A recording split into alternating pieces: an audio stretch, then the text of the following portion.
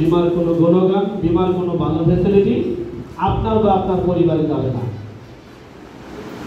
আমার ইন্স্যুরেন্স পেশায় 19 বছর সার্ভিসে, এই 19 বছর সার্ভিসে আজকে পর্যন্ত একজন ব্যক্তি নাই যে সঠিকভাবে চালাইছে তার বিমার পলিসির সুবিধা পায় নাই। 19 বছরে একজন নাই, যেহেতু আমি অত্র অঞ্চলে কাজ করি, আপনারা আমার দিক নির্দেশনায় কাজ করে থাকেন। যারা সঠিকভাবে চালায় নাই, তারা সুবিধা পায় নাই, তাদের কাছে বিমার বদনাম এবং সমস্যা।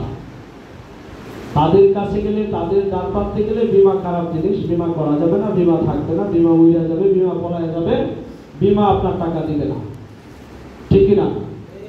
তাহলে 19 বছরে পাইছেন এমন কোনো ব্যক্তি আমাদের দ্বার প্রান্তে নাই। আজকে যে বিষয়টা আমরা উপলব্ধি করেছি, আমরা আজকের এই মৃত্যু দাবি ছাড়াও এই 19 বছরে আরো 4টা মৃত্যু দাবি দিয়েছি এই অফিস থেকে, আমার হাত থেকে, যারা সঠিক সুন্দরভাবে চালিয়েছেন। আজকে যে ব্যক্তির মৃত্যু দাবি আমরা দিচ্ছি, আসলে সে মৃত্যু দাবি পাওয়ার যোগ্য না। যে ব্যক্তিকে আমরা টাকা দিচ্ছি, কোম্পানির পক্ষ থেকে কোম্পানির সিদ্ধান্ত মোতাবেক যে কয় টাকা পাচ্ছে, সেটা সে পাওয়ার যোগ্যতা রাখে না এই কোম্পানিতে। আপনাদের জানা দরকার আছে।